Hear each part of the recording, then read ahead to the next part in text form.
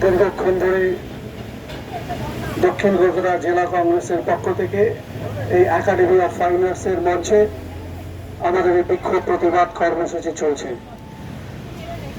একাধিক বক্তা তাদের বক্তব্যের মধ্য দিয়ে আরজিকর হসপিটালে যে এমবিবিএস ডাক্তার, যিনি এমবিবিএস কমপ্লিট করে ওই আরজিকর হসপিটালে একটা 4th ইয়ারে কোর্স করছিলেন, এটা 2য় বর্ষ ছিল। তিনি দীর্ঘ 36 ঘন্টা ধরে ডিউটি করার পর রাতের খাবার অর্থাৎ ডিনার নেওয়ার জন্য তিনি হসপিটালের কনফারেন্স রুমে গেছিলেন।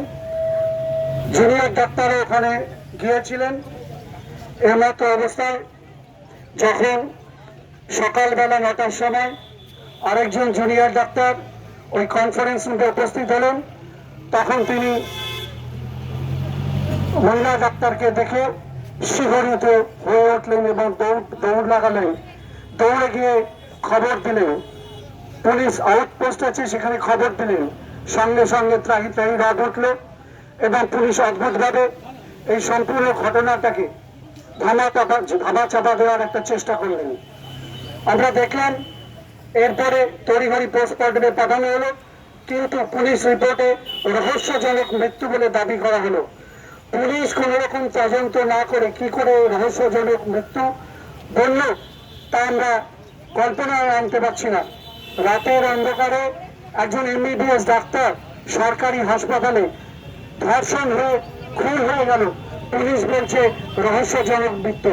সত্যি রহস্যজনক। এই রাজ্য সরকার, পুলিশ মন্ত্রী এবং স্বাস্থ্যমন্ত্রী, তাদের অবিলম্বে পদত্যাগ করা উচিত।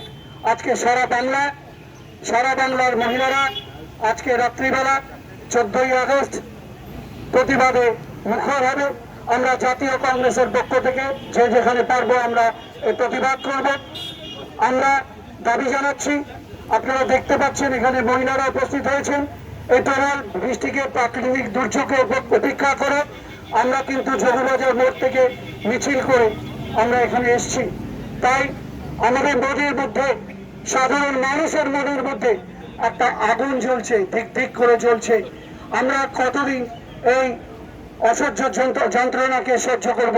আমাদের মা বোনেদের যে ইজ্জত, সেই ইজ্জতকে নিয়ে একজন মহিলা মুখ্যমন্ত্রী হওয়া সত্ত্বেও তিনি আজকে প্রশাসনকে শাসন ব্যবস্থা সঠিকভাবে দিতে তিনি ব্যর্থ হয়েছেন। সুশাসক কাকে বলে? শাসক ঘুমাবে, শাসন ব্যবস্থা জেগে থাকবে।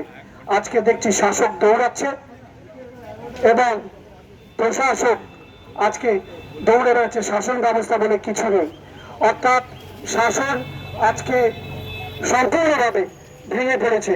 তাই পশ্চিমবাংলার মানুষ, ভারতবর্ষের মানুষ, পৃথিবীর মানুষ আজকে আতঙ্কে দিন কাটাচ্ছে যে আজকে পশ্চিমবাংলার এই বেহাল দশার জন্য কে দায়ী? মমতা ব্যানার্জি দায়ী।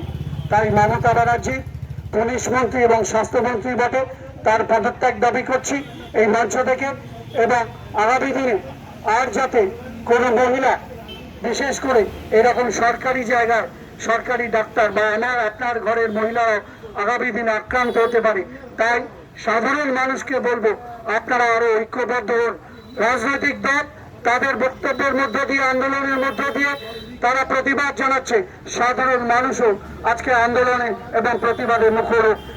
এই বাংলা প্রতিবাদের বাংলা, এই বাংলা আন্দোলনের বাংলা।